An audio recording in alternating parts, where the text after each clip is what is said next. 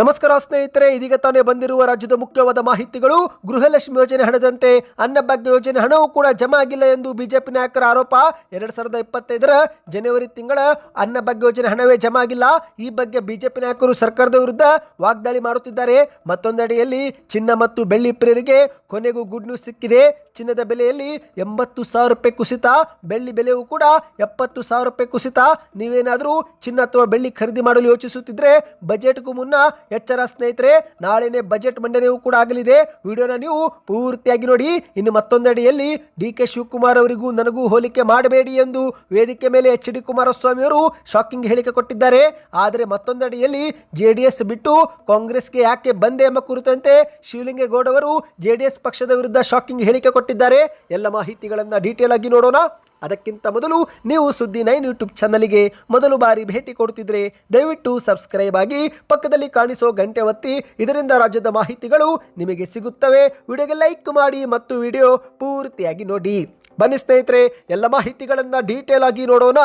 Video ಶುರು ಮಾಡೋಕ್ಕಿಂತ ಮೊದಲು ನೀವು ಕೂಡ ಗೃಹಲಕ್ಷ್ಮಿ ಯೋಜನೆಯ ಫಲಾನುಭವಿಗಳಾಗಿದ್ದರೆ ಕಮೆಂಟ್ನಲ್ಲಿ ಜನವರಿ ತಿಂಗಳಲ್ಲಿ 2,000 ರೂಪಾಯಿ ಜಮಾವಾಯ್ತಾ ಅದನ್ನು ನೀವು ಕಮೆಂಟ್ ಮಾಡಿ. ಹೌದು ಸ್ನೇಹಿತರೆ, ಈ ಒಂದು ಹಿಂದೆ ರಾಜ್ಯದ ಕಾಂಗ್ರೆಸ್ ಸರ್ಕಾರದ ಗೃಹಲಕ್ಷ್ಮಿ ಯೋಜನೆಯ ಫೆಬ್ರವರಿ ಮತ್ತು ಮಾರ್ಚ್ ತಿಂಗಳ 4,000 ರೂಪಾಯಿ ಫಲಾನುಭವಿಗಳಿಗೆ ಜಮಾ ಮಾಡಿಲ್ಲ ಎಂದು ಬಿಜೆಪಿ ನಾಯಕರು ದಾಖಲೆಗಳ ಸಮೇತ ಒಂದು ಸಾಬೀತು ಮಾಡಿದ್ರು. ಈಗ ಅದೇ ರೀತಿ ಅನ್ನಭಾಗ್ಯ ಯೋಜನೆಯ ಸರದಿ ಎನ್ನುವಂತೆ ಅನ್ನಭಾಗ್ಯ ಯೋಜನೆಯ 1 ತಿಂಗಳ ಹಣ ಫಲಾನುಭವಿಗಳಿಗೆ ಜಮಾವಾಗಿಲ್ಲ. ಹೌದು, ಸಿದ್ದರಾಮಯ್ಯ ನೇತೃತ್ವದ ಕಾಂಗ್ರೆಸ್ ಸರ್ಕಾರ ಒಂದಿಲ್ಲ ಒಂದು ಗೊಂದಲದಲ್ಲಿ ಸಿಲುಕಿ ಹಾಕಿಕೊಳ್ಳುತ್ತಲೇ ಇದೆ ಸ್ನೇಹಿತರೆ. ರಾಜ್ಯದಲ್ಲಿ ಜಾರಿಗೆ ಮಾಡಲಾಗಿರುವ 5 ಗ್ಯಾರಂಟಿ ಯೋಜನೆಗಳು ಸರಿಯಾಗಿ ಫಲಾನುಭವಿಗಳಿಗೆ ತಲುಪಿದೆಯೋ ಅಥವಾ ತಲುಪಿಲ್ಲ ಎಂಬ ಕುರಿತಂತೆ ಪರಿಶೀಲನೆ ಮಾಡುವ ವೇಳೆ ಒಂದೊಂದು ಮಾಹಿತಿ ಬಹಿರಂಗವಾಗ್ತಾ ಇದೆ. ಈ ಒಂದು ಹಿಂದೆ ಬೆಳಗಾವಿಯಲ್ಲಿ ಅಧಿವೇಶನದಲ್ಲಿ ಗೃಹಲಕ್ಷ್ಮಿ ಯೋಜನೆಯ 2 ತಿಂಗಳ ಹಣ ಜಮವೇ ಮಾಡಿಲ್ಲ ಎಂದು ದಾಖಲೆಗಳ ಸಮೇತ ಬಿಜೆಪಿ ನಾಯಕರು ಸಾಬೀತು ಮಾಡಿದ್ರು. ಈಗ ಅದರಂತೆ ಅನ್ನಭಾಗ್ಯ ಯೋಜನೆ ಕುರಿತಂತೆಯೂ ಕೂಡ ಪ್ರಸ್ತಾಪ ಮಾಡಲಾಗಿದ್ದು ಸದನದಲ್ಲಿ ಅನ್ನಭಾಗ್ಯ ಯೋಜನೆಯ 1 ತಿಂಗಳ ಕಂತು ಮಿಸ್ ಆಗಿರುವುದು ಬೆಳಕಿಗೆ ಬಂದಿದೆ. ಹೌದು ಸ್ನೇಹಿತರೆ, ಅನ್ನಭಾಗ್ಯ ಯೋಜನೆಯಲ್ಲೂ ಕೂಡ ಹಣ ಜಮವಾಗಿಲ್ಲ. ರಾಜ್ಯದಲ್ಲಿ 1,27,00,000 ಪಡಿತರದಾರರಿಗೆ 1 ತಿಂಗಳ 657 ಕೋಟಿ ರೂಪಾಯಿ ಬಾಕಿ ಉಳಿಸಿಕೊಳ್ಳಲಾಗಿದೆ. ಹೌದು ಸ್ನೇಹಿತರೆ, ಈ ಒಂದು ಹಿಂದೆ 5 ಕೆಜಿ ಅಕ್ಕಿ ಬದಲಿಗೆ ಹಣವನ್ನು ಜಮಾ ಮಾಡಲಾಗುತ್ತಿತ್ತು. ಈ ರೀತಿ ಜನವರಿ ತಿಂಗಳ ಹಣವೂ ಜಮಾ ಆಗಿಲ್ಲ, ಅಕ್ಕಿಯೂ ಕೂಡ ಕೊಟ್ಟಿಲ್ಲ ಎಂಬುದು ಪ್ರಶ್ನೋತ್ತರ ಅವಧಿಯಲ್ಲಿ ಬಿಜೆಪಿ ಸದಸ್ಯ ಮಹೇಶ್ ಟೆಂಗಿನಕಾಯಿ ಅವರು ಈ ವಿಚಾರ ಪ್ರಸ್ತಾಪಿಸಿ ಸರ್ಕಾರದ ವಿರುದ್ಧ ಆರೋಪ ಮಾಡಿದ್ದಾರೆ. 1.27 ಕೋಟಿ ಪಡಿತರದಾರರಿಗೆ 657 ಕೋಟಿ ಇನ್ನೂ ಕೂಡ ಜಮವಾಗಿಲ್ಲ. 1 ವರ್ಷ ಕಳೆದರೂ ಕೂಡ ಹಣವೇ ಬಂದಿಲ್ಲ. ಒಂದು ನೀವು ಅಕ್ಕಿಯನ್ನು ಕೊಡಿ, ಇಲ್ಲ ಆ ಒಂದು ಹಣವನ್ನು ಬಿಡುಗಡೆ ಮಾಡಿ ಎಂದು ಸದನದಲ್ಲಿ ಗಮನ ಸೆಳೆದಿದ್ದಾರೆ. ಇನ್ನು ಈ ಒಂದು ಪ್ರಶ್ನೆಗೆ ಎದ್ದು ನಿಂತು ಉತ್ತರ ಕೊಟ್ಟಂತ ಆಹಾರ ಸಚಿವ ಕೆ.ಎಚ್. ಮುನಿಯಪ್ಪನವರು, ನಾವು ಅನ್ನಭಾಗ್ಯ ಯೋಜನೆ ಆರಂಭ ಮಾಡಿದಾಗ ಕೇಂದ್ರದ ಸರ್ಕಾರ ಅಕ್ಕಿ ದಾಸ್ತಾನು ಇದ್ರೂ ಕೂಡ ನಮಗೆ ಕೊಡಲಿಲ್ಲ. ಹಾಗಾಗಿ ನಾವು ಫಲಾನುಭವಿಗಳಿಗೆ 5 ಕೆಜಿ ಅಕ್ಕಿ ಬದಲಿಗೆ 170 ರೂಪಾಯಿ ಹಣ ಕೊಟ್ಟೆವು. ಈಗ ನಾವು ಅಕ್ಕಿಯನ್ನು ಕೊಟ್ಟಿದ್ದೇವೆ ಎಂದು ಕೆ.ಎಚ್. ಮುನಿಯಪ್ಪನವರು ಪ್ರಶ್ನೆಗೆ ಉತ್ತರವನ್ನು ನೀಡಿದ್ದಾರೆ. ಆಗ ಅದಕ್ಕೆ ಮತ್ತಷ್ಟು ಸಿಡಿದಂತ ಮಹೇಶ್ ಟೆಂಗಿನಕಾಯಿ ಅವರು, ನೀವು ಅಕ್ಕಿ ಕೊಡೋದು ಶುರು ಮಾಡಿದ್ದು ಫೆಬ್ರವರಿ ತಿಂಗಳಲ್ಲಿ, ನಾನು ಹೇಳುತ್ತಿರುವುದು ಜನವರಿ ತಿಂಗಳದ್ದು. ಜನವರಿ ತಿಂಗಳಲ್ಲಿ ಅಕ್ಕಿಯೂ ಕೂಡ ಕೊಟ್ಟಿಲ್ಲ, ಹಣವೂ ಕೂಡ ಜಮಾ ಮಾಡಿಲ್ಲ. 657 ಕೋಟಿ ರೂಪಾಯಿ ನೀವು ಕೊಡಬೇಕಿತ್ತು, ಆದರೆ ಕೊಟ್ಟಿಲ್ಲ ಎಂದು ಸದನದಲ್ಲಿ ಮತ್ತೊಮ್ಮೆ ಗಮನ ಸೆಳೆದಿದ್ದಾರೆ ಸ್ನೇಹಿತರೆ. ನೀವು ಕೂಡ ಏನಾದರೂ ಅನ್ನಭಾಗ್ಯ ಯೋಜನೆಯ ಫಲಾನುಭವಿಗಳಾಗಿ ಈ ಒಂದು ಹಿಂದೆ ಹಣವನ್ನು ಪಡೆದುಕೊಂಡಿದ್ರೆ ನಿಮಗೆ ಜನವರಿ ತಿಂಗಳಲ್ಲಿ ಹಣ ಬಂತಾ? ನೀವು ಕಮೆಂಟ್ ಮಾಡಿ ನಮಗೆ ತಿಳಿಸಿ ಸ್ನೇಹಿತರೆ. ಇನ್ನು ಅದೇ ರೀತಿ ಒಂದೊಮ್ಮೆ ಜಮಾ ಆಗಿಲ್ಲವೆಂದರೆ ಅಕ್ಕಿ ಕೊಡಬೇಕು ಅಥವಾ ಹಣ ಬಿಡುಗಡೆ ಮಾಡಬೇಕು, ನಿಮ್ಮ ಅನಿಸಿಕೆ ಏನು ಎಂಬುದನ್ನು ಕೂಡ ನೀವು ಕಮೆಂಟ್ ಮಾಡಿ. ಬನ್ನಿ ಸ್ನೇಹಿತರೆ, ಎರಡನೇ ಮಾಹಿತಿಗೆ ಹೋಗೋಣ. ಚಿನ್ನ ಪ್ರಿಯರಿಗೆ ಭರ್ಜರಿ ಗುಡ್ ನ್ಯೂಸ್. ಭಾರತದಲ್ಲಿ ಚಿನ್ನದ ಬೆಲೆಯಲ್ಲಿ 82,300 ರೂಪಾಯಿ ಕುಸಿತವಾಗಿದ್ದು ಈ ಒಂದು ಕುಸಿತ ಇನ್ನು ಮುಂದುವರಿಯಲಿದೆ ಎಂದು ಹೇಳಲಾಗುತ್ತಿದೆ. ಹೌದು, ಚಿನ್ನ ಮತ್ತು ಬೆಳ್ಳಿ ಪ್ರಿಯರಿಗೆ ಭರ್ಜರಿ ಗುಡ್ ನ್ಯೂಸ್ ಸಿಕ್ಕಿದೆ ಸ್ನೇಹಿತರೆ. ಇಷ್ಟು ದಿನ ಏರಿಕೆ ಕಂಡಂತ ಚಿನ್ನ ಏಕಾಏಕಿ 27% ಕುಸಿತವಾಗಿದೆ.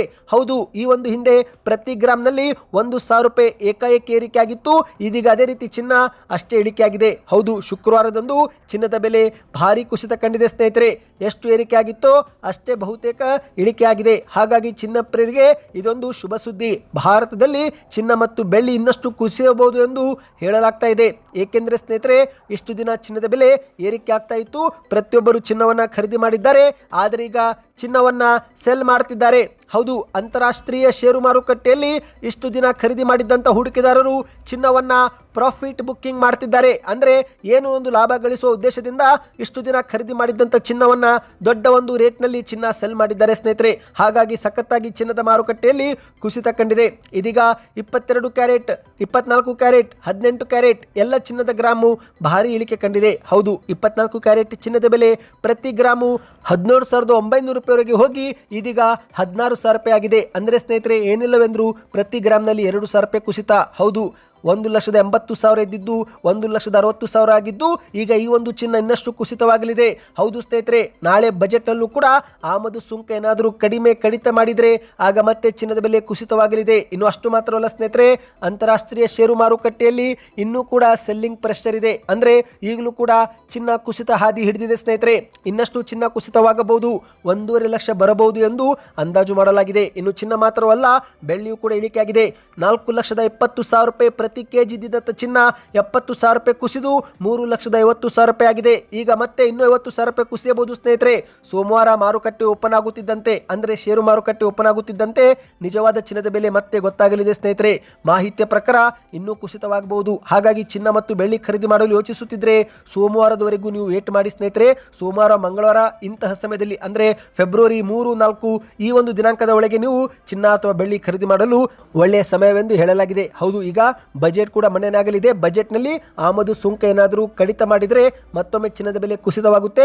ಅಂದಹಾಗೆ ಸ್ನೇಹಿತರೆ, ಕೇವಲ ಇದಷ್ಟೇ ಮಾತ್ರ ಕಾರಣವಲ್ಲ, ಚಿನ್ನ ಬೆಳ್ಳಿ ಕುಸಿಯಲಿಕ್ಕೆ ಇನ್ನೂ ಪ್ರಮುಖ ಕಾರಣಗಳು ಕೂಡ ಇವೆ. ಅಮೆರಿಕದ ಡಾಲರ್ ಮೌಲ್ಯದಲ್ಲಿ ಜಿಗಿತವಾಗಿದೆ ಸ್ನೇಹಿತರೆ, ಮತ್ತು ಷೇರು ಮಾರುಕಟ್ಟೆಯಲ್ಲಿ ಅತಿ ಹೆಚ್ಚು ಮಾರಾಟ ಮಾಡಲಾಗ್ತಾ ಇದೆ. ಅಂದರೆ ಸ್ನೇಹಿತರೆ, ಈಗ ನಾವು ಚಿನ್ನಾಭರಣ ಅಂಗಡಿಗೆ ಹೋಗಿ ಚಿನ್ನ ಖರೀದಿ ಮಾಡಿದರೆ ಕೆಲವರು ಷೇರು ಮಾರುಕಟ್ಟೆಯಲ್ಲಿ ಚಿನ್ನದ ಷೇರುಗಳನ್ನು ಖರೀದಿ ಮಾಡ್ತಾರೆ. ಹೌದು, ETF, SIP ಸೇರಿದಂತೆ ಮ್ಯೂಚುವಲ್ ಫಂಡ್ನಲ್ಲೂ ಕೂಡ ಇನ್ವೆಸ್ಟ್ ಮಾಡಿರುತ್ತಾರೆ. ಈಗ ಕೆಲವರು ಪ್ರಾಫಿಟ್ ಬುಕ್ಕಿಂಗ್ ಮಾಡಿದ್ದಾರೆ. ಅಂದರೆ ಇಷ್ಟು ದಿನ ಷೇರು ಮಾರುಕಟ್ಟೆಯಲ್ಲಿ ಚಿನ್ನವನ್ನು ಖರೀದಿ ಮಾಡಿದವರು ಇದೀಗ ಒಂದು ಲಾಭ ಗಳಿಕೆ ಮಾಡುವ ಉದ್ದೇಶದಿಂದ ಮಾರಾಟ ಮಾಡಿದ್ದು, ಹಾಗಾಗಿ ಚಿನ್ನದ ಬೆಲೆ ಕುಸಿತವಾಗಿದೆ. ಇನ್ನೂ ಕೂಡ ಕುಸಿತವಾಗಬಹುದು.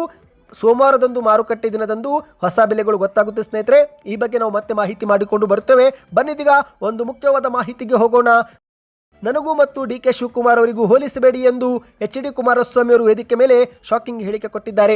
ಹೌದು ಸ್ನೇಹಿತರೆ, ಈಗಾಗಲೇ HD ಕುಮಾರಸ್ವಾಮಿ ಅವರು ಮತ್ತೊಮ್ಮೆ ರಾಜಕೀಯಕ್ಕೆ ಬರುವ ಸುಳಿವು ಕೊಟ್ಟಿದ್ದಾರೆ. ಹೌದು, ಮತ್ತೊಮ್ಮೆ 2028ರ ವಿಧಾನಸಭಾ ಚುನಾವಣೆಯಲ್ಲಿ ನಿಲ್ಲುವ ಬಗ್ಗೆ ಕುಮಾರಸ್ವಾಮಿ ಅವರು ಮುನ್ಸೂಚನೆ ನೀಡಿದ್ದು, ಇದೇ ಮಧ್ಯೆ ರಾಮನಗರದಲ್ಲಿ ವೇದಿಕೆ ಮೇಲೆ ನನಗೂ ಮತ್ತು DK ಶಿವಕುಮಾರ್ ಅವರಿಗೂ ಹೋಲಿಕೆ ಮಾಡಬೇಡಿ ಎಂದು ಮನವಿ ಮಾಡಿದ್ದಾರೆ. ಹೌದು, ರಾಮನಗರವೇ ನನ್ನ ಕರ್ಮಭೂಮಿ, ಇದು ನನ್ನ ರಾಜಕೀಯ ನೆಲೆ, ಇಲ್ಲಿನ ಜನ ನನ್ನನ್ನು ಮನೆ ಮಗನಂತೆ ಸ್ವೀಕರಿಸಿ 4 ಚುನಾವಣೆಗಳಲ್ಲಿ ಅವರೇ ಗೆಲ್ಲಿಸಿದ್ದಾರೆ. ನನ್ನ ಅಂತಿಮ ದಿನದ ರಾಜಕೀಯ ಜೀವನ ಮತ್ತು ಹೋರಾಟ ರಾಮನಗರದಲ್ಲಿನೇ ಇರಲಿದೆ ಎಂದು HD ಕುಮಾರಸ್ವಾಮಿ ಅವರು ಹೇಳುವ ಮೂಲಕ 2028ರ ವಿಧಾನಸಭಾ ಚುನಾವಣೆಯಲ್ಲಿ ರಾಮನಗರ ಕ್ಷೇತ್ರದಿಂದಲೇ ಸ್ಪರ್ಧೆ ಮಾಡುವ ಸುಳಿವು ಕೊಟ್ಟಿದ್ದಾರೆ. ಅಂದಹಾಗೆ ಸ್ನೇಹಿತರೆ, ಇದೀಗ ರಾಜ್ಯದ ಕಾಂಗ್ರೆಸ್ ಸರ್ಕಾರ ಬಿಡದಿಯ ಟೌನ್ಶಿಪ್ ರೈತರ ಭೂಮಿ ಸ್ವಾಧೀನಪಡಿಸಿಕೊಳ್ಳಲು ಮುಂದಾಗಿದ್ದು, ಈ ವಿಚಾರ ಕುರಿತಂತೆ ಕುಮಾರಸ್ವಾಮಿ ಅವರು ಆಕ್ರೋಶ ವ್ಯಕ್ತಪಡಿಸಿದ್ದಾರೆ. ಯಾವುದೇ ರೈತರ 1 ಇಂಚು ಭೂಮಿಯೂ ಕೂಡ ಸ್ವಾಧೀನಪಡಿಸಿಕೊಳ್ಳಲು ನಾನು ಬಿಡೋದಿಲ್ಲ ಎಂದು ಹೇಳಿಕೆಯನ್ನು ಕೊಟ್ಟಿದ್ದಾರೆ. ಈ ಒಂದು ಯೋಜನೆ ಬಗ್ಗೆ ಉಪಮುಖ್ಯಮಂತ್ರಿ DK ಶಿವಕುಮಾರ್ ಮತ್ತು ಮಾಜಿ ಸಂಸದ DK ಸುರೇಶ್ ಮಾತ್ರವಲ್ಲ, ಯಾರು ಬೇಕಾದರೂ ಬಹಿರಂಗ ಚರ್ಚೆಗೆ ಬರಲಿ, ನಾನಂತರೂ 1 ಇಂಚು ರೈತರ ಭೂಮಿ ಸ್ವಾಧೀನಪಡಿಸಿಕೊಳ್ಳಲು ಬಿಡೋದಿಲ್ಲ ಎಂದಿದ್ದಾರೆ. ಕಾಂಗ್ರೆಸ್ ಸರ್ಕಾರ ಮಾಡುತ್ತಿರುವ ಟೌನ್ಶಿಪ್ನೇ ಬೇರೆ, ಅಂದು ನಾನು ಆಲೋಚನೆ ಮಾಡಿದ್ದ ಯೋಜನೆನೇ ಬೇರೆ. ನಿಮ್ಮ ಜಮೀನಿಟ್ಟುಕೊಂಡು ಹಣ ಸಂಪಾದಿಸಲು ಇವರು ಹೊರಟಿದ್ದಾರೆ. ಹಾಗಾಗಿ DK ಶಿವಕುಮಾರ್ ಅವರಿಗೂ ನನಗೂ ಹೋಲಿಕೆ ಮಾಡಬೇಡಿ. ನಾನು ಅವರಂತೆ ದಬ್ಬಾಳಿಕೆ ಮಾಡಲ್ಲ. ನನಗೆ ಮಾತಿನ ಚಪಲ, ಅವರಿಗೆ ಲೂಟಿ ಹೊಡೆಯುವ ಚಪಲ ಎಂದು HD ಕುಮಾರಸ್ವಾಮಿ ಅವರು ವಾಗ್ದಾಳಿ ಮಾಡಿದ್ದಾರೆ. ಬನ್ನಿದೀಗ ಒಂದು ಕೊನೆ ಮಾಹಿತಿಗೆ ಹೋಗೋಣ ಸ್ನೇಹಿತರೆ. JDS ಪಕ್ಷ ಬಿಟ್ಟು ಕಾಂಗ್ರೆಸ್ಗೆ ಬಂದಿರುವ ಶಿವಲಿಂಗೇಗೌಡ ಅವರು ಇದೀಗ JDS ಪಕ್ಷ ಯಾಕೆ ಬಿಟ್ಟೆಂಬ ಕುರಿತಂತೆ ಹಾಸನದಲ್ಲಿ ಶಾಕಿಂಗ್ ಹೇಳಿಕೆ ಕೊಟ್ಟಿದ್ದಾರೆ. ಹೌದು, ಮಂತ್ರಿ ಆಗಬೇಕು ಎಂಬ ಆಸೆಯೊಂದಿಗೆ ನಾನು ಕಾಂಗ್ರೆಸ್ಗೆ ಬಂದಿದ್ದೇನೆ ಎಂದಿದ್ದಾರೆ. ನಾನು JDS ಬಿಟ್ಟರೆ ಅದು ದ್ರೋಹ ಹೇಗಾಗುತ್ತೆ?